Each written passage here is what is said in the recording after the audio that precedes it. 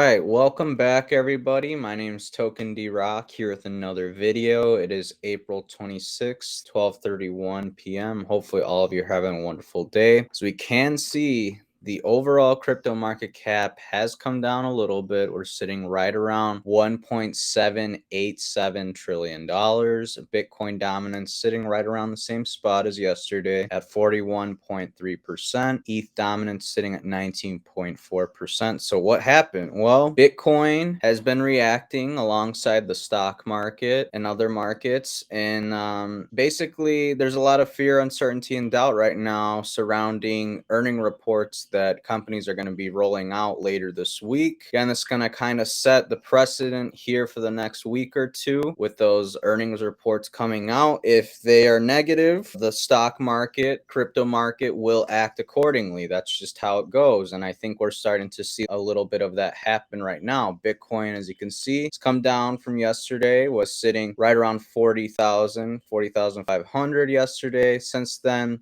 it's come down, sitting right now above 38,000. Not looking too good if you ask me. ETH below 2,900, BNB below 400 yet again. Luna took a little bit of a hit with the latest plunge, but taking a look at Bitcoin 1-minute chart, we can see that there has been solid opportunities to buy when Bitcoin was oversold right here in the past 12 hours. As we can see, in the past few minutes, Bitcoin did drop below 38,350, and we dropped to below that to 38,000 and are trying to regain 38,200. Just to give you an idea of what's taken place since our last stream, Bitcoin was holding relatively strong above 39,500. It went again as high as I believe 40,700 and then started coming down. Bears drove the price down below 39.5, 39.3, 38.950, 38.625, 38.350, and now we are trying to hold 38,200. Looking at the 1-hour chart, again, we can see a series of lower highs, so to speak.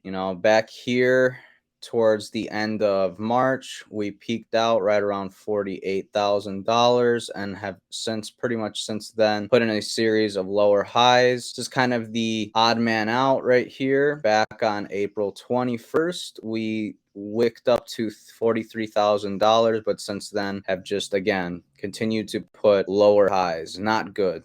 Looking at the daily chart for Bitcoin, we can see that Bitcoin has solidly thus far in the day candled down below both trend lines. It looked like we were going to get back above the first trend line, but bears drove the price down. So it looks like 4 may or may not play out here in the next couple of days. We'll just see with these earning reports. And again, I did discuss yesterday that we may do a double bottom right around 32, 33K and may rally to the upside, but just be prepared for either scenario, you guys. You got to anticipate whether we will go up or down, play accordingly. So something that's been in the news as of late, food shortages have been magnified by a string of destroyed food processing facilities. It's pretty big stuff. So the whole thing with Ukraine issue is supposedly something like 20 or 30% of the grain in the world is made in Ukraine. So that means all around the world, people will be suffering from a shortage of grain products and stuff like that, which is the main building block of the American diet for the most part, grain. So, and many other countries as well, not just the US, but that's not going to be good. And this problem has been exacerbated and made even worse with these latest food processing facilities being destroyed. Last Thursday, firefighters contended with a massive blaze at California's Taylor Farms plant. That same day, an airplane crashed into Idaho's Gem State processing facility. What's going on, you guys? Food shortages have been exacerbated by a string of fires, plane crashes, and explosions at nearly 24 food processing facilities across Canada and the U.S. Most recent happened last Thursday in Georgia when a small plane crashed shortly after takeoff into the General Mills plant just east of Atlanta. Unfortunately, the 2 occupants of the plane were killed in the crash, and a massive fire on Monday night destroyed parts of the Standard headquarters in Oregon, or Oregon, however you pronounce it, a company that self-describes the USA's largest independent food distributor. The company said basically any liquid products such as honey, oil, and vinegar will be out of stock due to the fire. Company also said it lost its fruit packing and carob product facility in the blaze, but said the effects will be minimal as fruit harvesting season hasn't started yet, thank God. Last Thursday, firefighters contended with a massive blaze at Taylor Farms packaged salad plant in Salinas, California, key agricultural region 177 kilometers south of San Francisco. Fire broke out late Wednesday night. That same day, an airplane crashed in Idaho's Gem State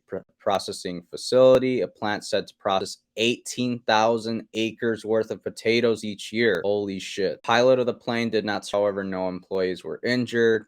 And on April 13th, firefighters from several departments in Maine helped battle a massive fire that destroyed East Conway beef and pork butcher shop and meat market in Center Conway, New Hampshire. They could not indicate what caused the fire. And back in March, they reported a major fire that forced the closure of the Nestle plant in Jonesboro, Arkansas. That plant makes frozen foods, particularly Hot Pockets. The frozen foods plant announced its plans for a $100 million expansion last year. So as you can see, processing plants, roughly 24 of them here in the US and Canada, have mysteriously gone up in flames, have been hijacked or something of that sort. And it is furthering America's issue, not just America, but many countries' issue with supply chain issues and rising food costs. Combine this with inflation, and then combine this with the war overseas that's occurring in Ukraine with Russia and stuff like that. It's not looking too good, but these are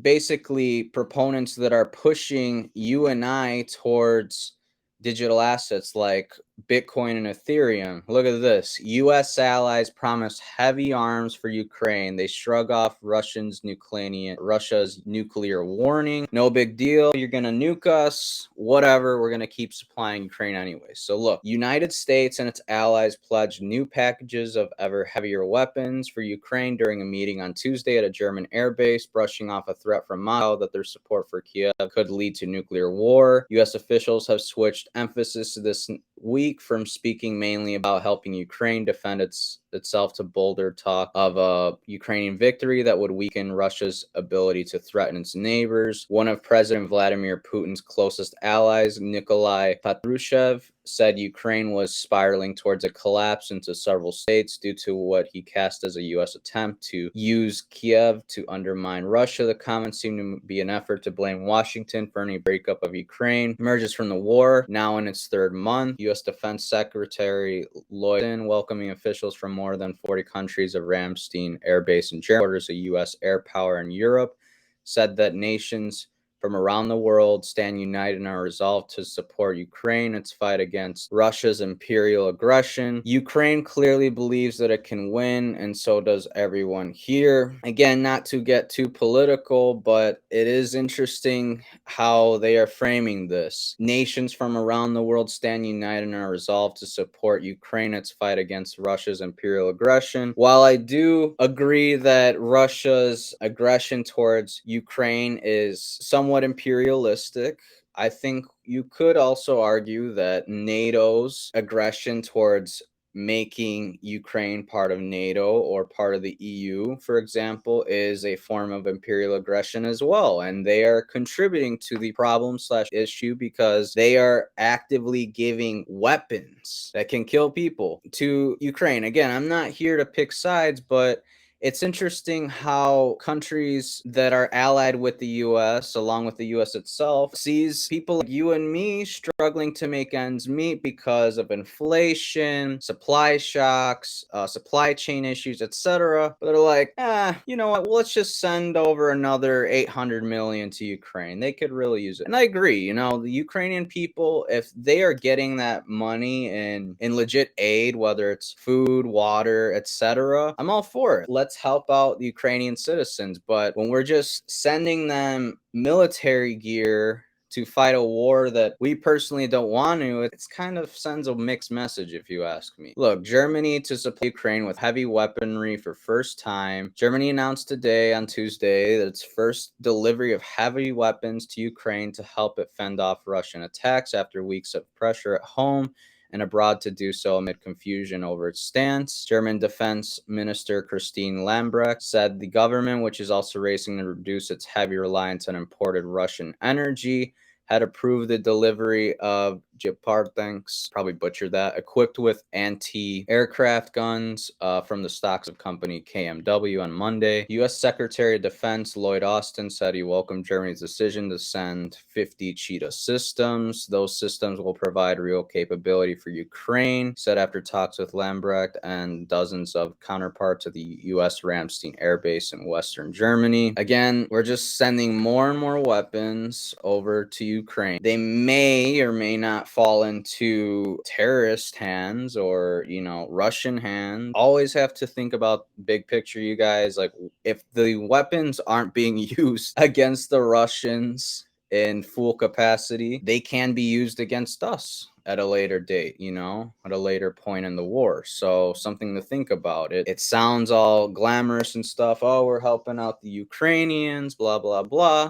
Some of those weapons can be turned right around and used against us. So again, something to consider. And looking the White House's fact sheet on U.S. security assistance for Ukraine, so reading through this, an $800 million assistance package includes 800 Stinger anti-aircraft systems, 2,000 Javelin, 1,000 light anti-armor weapons, and 6,000 AT-4 anti-armor systems, 100 tactical unmanned aerial systems, 100 grenade launchers, 5,000 rifles, 1,000 pistols, 400 machine guns, 400 shotguns, over 20 million rounds of small arms, ammunitions, and grenade launcher and mortar rounds, 25,000 sets of body armor, and 25,000 helmets. Previous assistance from the U.S. committed to Ukraine includes over 600 Stinger anti-aircraft systems, approximately 2,600 Javelin anti-armor systems, 5 Mi-17 helicopters, 3 patrol boats, 4 counter-artillery and counter-unmanned aerial system tracking radars, 4 counter-mortar radar systems, 200 grenade launches and ammunition, 200 shotguns and 200 machine guns, nearly 40 million rounds of small arm ammunition, over 1 million grenade, mortar, and artillery rounds, 70 high-mobility multi-purpose wheeled vehicles, HMMWVs, and other vehicles, secure communications and electronic warfare detection systems, body armor, helmets, and other tactical gear, military medical equipment, support treatment and combat evacuation, explosives disposal and demining equipment, and satellite imagery and analysis capability. NATO, predominantly the UK, Germany, and the US are going after Russia via aid that's being given to Ukraine to fight off the Russians, to stave off their imperialistic aggression, is what Reuters is saying, what the West is claiming. Overall, it's contributing to a darker future as more and more people get thrown into war. More and more people will no longer be able to just go to the bank, take out their money, and run away, from the war. More and more people will be restrained from taking out their hard-earned dollars or rubles, whatever the currency may be, from the bank. For example, just when this conflict kicked off in Ukraine, Ukrainian banks were only allowing citizens to withdraw up to 3,000 Ukrainian dollars or whatever currency they use. And 3,000 is not a whole lot, you guys. If you're trying to get out of a country with your family, try to save your family, $3,000 isn't going to take you very far. So again, all this stuff, as the cost of living, goods, services, etc., continues to rise, people will be looking for an escape out of that. And Bitcoin, along with crypto and digital assets, are largely a way out of this whole ordeal. Not entirely, but it'll soften the blow. Bitcoin is a legitimate hedge against inflation. It's not something that can be so easily seized like your bank account etc., stuff like that. So overall, I'm pretty bullish still on Bitcoin, even though we are retracing back down to possibly $37,000 or $35,000 Bitcoin. I'm all for it because I'm going to be buying a little bit here and there. I do have a limit order right around 37,500. I'm going to place another one right around 35,000, and I'm just going to keep stacking those sats because, again, like I've said many times in this stream, you guys, every Satoshi that you stack, whatever platform it is on, it's going to count and matter in the long run. So don't let people speculating over on Twitter, over on YouTube tell you otherwise. Oh, Bitcoin's just a fad, it's just a scam, crypto's for virgins, blah blah blah. It's all FUD. It's all there to get you to sell your crypto at a loss, to sell for pennies on a dollar, when you could have life-changing wealth here in the next 5 to 10 years if you keep stacking. Fidelity is offering 401k investors access to Bitcoin, the first retirement plan provider to do so. This is pretty big. Fidelity is one of the biggest asset management companies, so this is very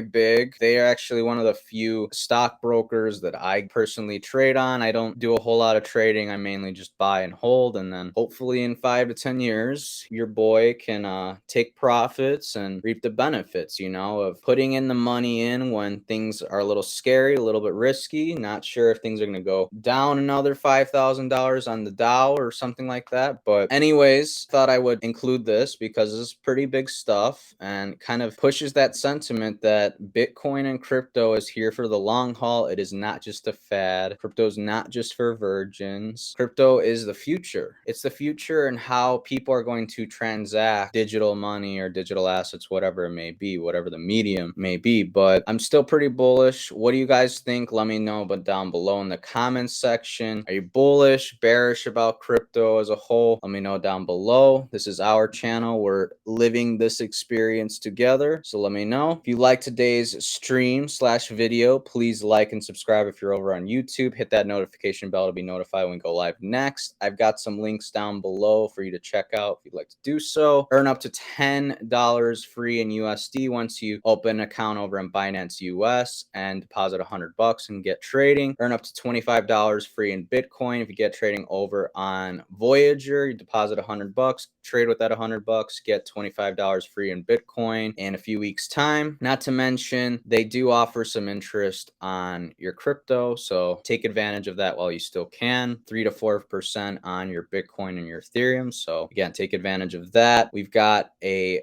Bitcoin Visa signature rewards card from BlockFi. Earn up to 3% for your first 3 months on everyday purchases, and after those 3 months you drop down to 1.5%. But like I said, every Satoshi is going to count here on forward. So if you only have a few thousand Satoshis or a few 10,000 Satoshis, don't sweat it. Over the years that you use that card on everyday purchases, that will add up. So don't sleep on it. And last but not least, if you like CoinMarketCap and staying up to date with crypto prices, I got a link down below for that as well. CoinMarketCap for your favorite news and events. But until tomorrow, guys, take care and invest wisely. All right, later. Bye.